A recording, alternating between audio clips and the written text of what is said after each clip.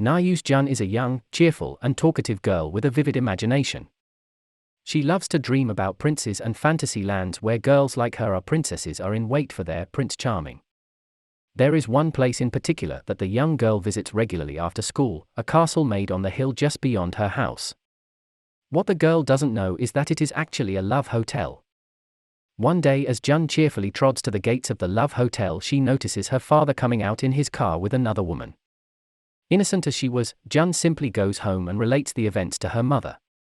She tells the story as if her father was a prince with another princess, not knowing what the whole thing meant. Naturally, her mother is distraught. She is devastated and ends up giving her husband a divorce. The trucks arrive to help Jun's father move out.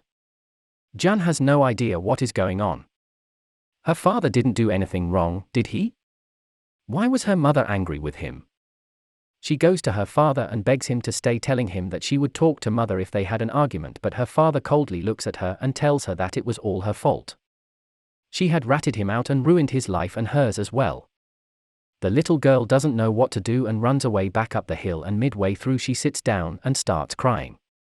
Suddenly out of nowhere a magical egg appears singing a song. He tells her that all her troubles are because of her words, the words that had taken away so much from her.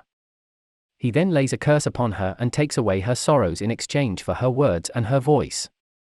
Several years have now passed and Jun is completely different from the cheerful, talkative girl that she once was. She barely has any friends and her relationship with her mother has soured as well. She doesn't speak at all in class or at home and had a frown across her face at all times. One day in school, their music teacher decides that a new outreach club committee needs to be formed in order to conduct a program for the outreach club coming up soon. This program is displayed to the elderly people of the society by the students of the school. The teacher notoriously picks the most outcast 4 students of his class, hoping that they could participate in class activities and perhaps become more comfortable with themselves.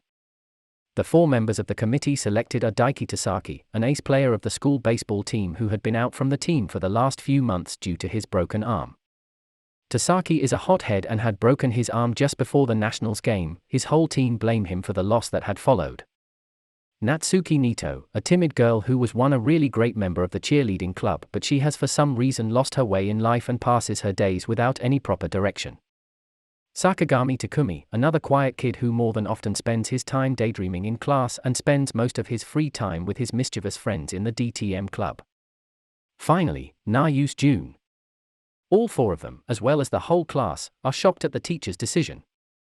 They are more surprised to see Jun in the list than others. She had never spoken or participated in class ever, so her name to be in one of the committee members came as a shock. But to add to everyone's surprise, for the first time, Jun speaks.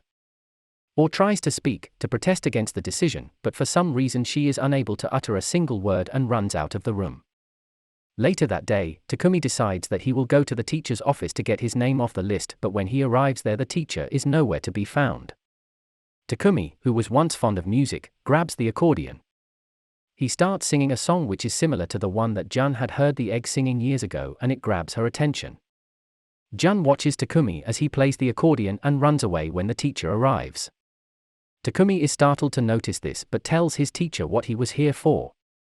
He asks him to get him off the committee, but the teacher asks for human sacrifices if he wants to get off the team. There was no way he would be able to get his way out of this one. Takumi returns back home to his grandparents and finds Jun's mother there. She is actually an insurance agent and is raising Jun alone. However, she had been lying that Jun was actually a really talkative and cheerful girl at home. Takumi doesn't really mention anything against it. The next day in class the teacher suggests that they should do a musical as this year's outreach program's performance. The students are a bit overwhelmed by this as it's the hardest among the other options provided. The teacher, however, seems to really want to do a musical this year. Later that day, the committee meets up in the teacher's office, and all the members except Tasaki show up. Tasaki is still a bit too proud to be part of some lame musical group.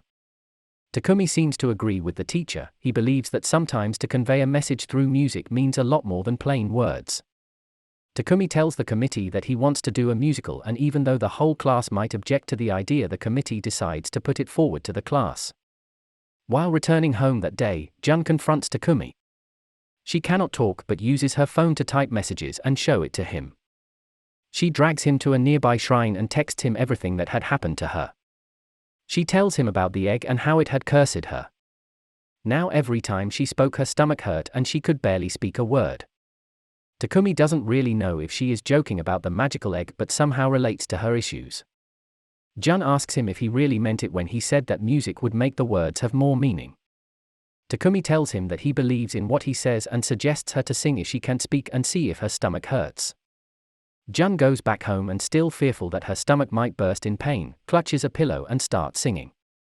Oddly so, she doesn't feel any pain at all. So the very next day, the committee members, excluding Tasaki, present the ideas for the next outreach program and they include a musical in the list.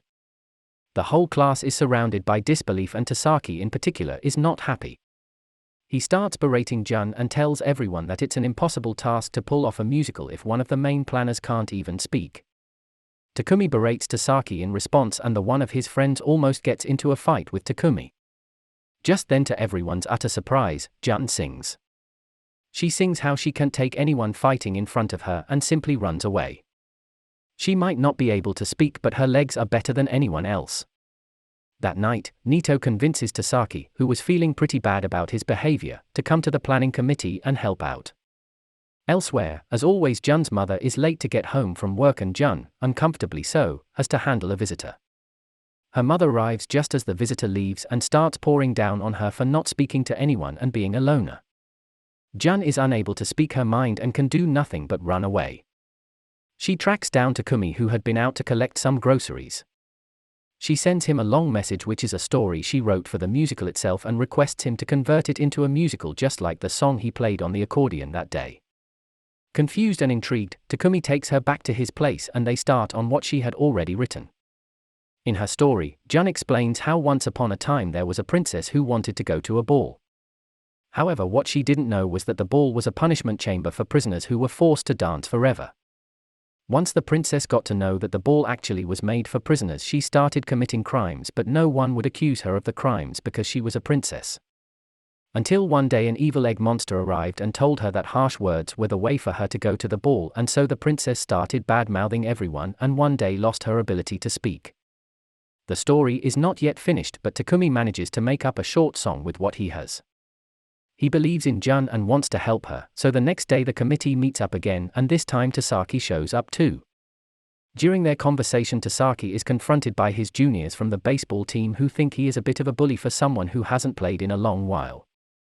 Jun gets really upset at their harsh words and for a moment forgets her stomach pain and screams at them to never use such harsh words to others because you never know when those words might come true. The next day, the group decides to go ahead with Jun's script and declare it to the whole class. At first the class is not so convinced, but gradually they all come to terms after the teacher tells them that they can all assist and will even get a little bit of funding for the project. In the next few days the preparations for the program begins with Jun given the role of the princess and Takumi playing the role of the prince. Nito would be the narrator while Tasaki would play the egg. The rest of the characters would be the other students, with the DTM club helping with the songs and the teacher helping as well. Tasaki starts realizing that he was a bit too arrogant in the past and also manages to reconcile with the baseball team. One day when they are all gathered for practice at Takumi's house, Jun gets to know that Takumi's parents are divorced as well. His mother had left them and ever since then his father had paid little attention to him, which is why he lived with his grandparents. He tells Jun that it wasn't his fault that they split, even though he feels some guilt, and this is also the case for June. Her father cheating on her mother was not her fault. Jun gets hopeful and has even started to develop a bit of a crush on Takumi. She decides that her play should have a happy ending instead of the sad one she wrote before. The final day of the preparation, as the whole class is gathered to clear the stage for the show, Takumi and Nito are sent to dispose of the waste that had been collected. They are both very hesitant to be alone at once, as they were once dating when they were in junior high. Their relationship had ended because of Takumi being unable to take the pressure of his parents getting a divorce. However, neither of them had been able to move on from each other. On their way out, Nito confronts Takumi about his growing interest in Jun, but Takumi tells her that he doesn't have feelings for her. He only wanted to help her because it gave him hope that he could do better in life as well. Jun hears this from afar and is broken. She had already started to imagine Takumi as her Prince Charming, and to realize that he didn't like her back breaks her heart. She runs away from there crying and once again encounters the magical egg. The egg sounds very disappointed that she had been speaking even though he had taken her voice. She argues that she hadn't spoken a word since then, but the egg reminds her that she still spoke with her heart, and this time he takes it away too. The next day everyone is getting ready for the program, but Jun is nowhere to be found. The students search for her everywhere, but she is simply lost. They are all pissed as Jun was about to play the main character, but she ditched them in the last minute, so Takumi goes in search for Jun, promising to come back in time. Until then, Nito is given the role of the princess. The crowd starts gathering at the hall, and even Jun's mother arrives and sits beside Takumi's grandparents. Takumi on the other hand searches the whole school and even the shrine and realizes that Jun must be in the same abandoned love hotel castle. His suspicions are right, and he finds the girl lying there in despair. It appears that she had lost all hope. She doesn't want to talk or meet with anyone. Takumi pleads for her to come back and tells her that everyone is counting on her, but Jun feels that all her words can bring about is sorrow, which is why she won't go nor will she speak. Takumi tells her that her words may bring sorrow, but he is willing to take them all so she can speak to him even if she doesn't want to speak to anyone else. She can use harsh words on him, speak the words of her heart, and be sure that he will not get hurt. Jun does exactly that and berates him, but slowly her heart feels lighter and she feels more calmer and freer than her former self. Elsewhere the play begins and Nito plays the princess role quite well. The story of the play makes Jun's mother realize that her daughter had been hating herself for so long for ruining their marriage when it wasn't her fault at all. Jun's mom can't bear to watch the play because of the guilt, but Takumi's grandmother asks her to stay and respect what their children had created. Takumi tells Jun that her words, despite them being harsh, make him happy and she should always speak her heart. The whole curse and eggs thing was something she had thought of herself, and she has a beautiful voice which she should always use. Jun apologizes and agrees to go back to the show. She also expresses her love for Takumi, but he simply thanks her and tells her that he loves someone else. The duo return to the show and perform splendidly in front of the crowd, and even though Nito was the princess, Jun plays the part of her heart and sings her songs to everyone.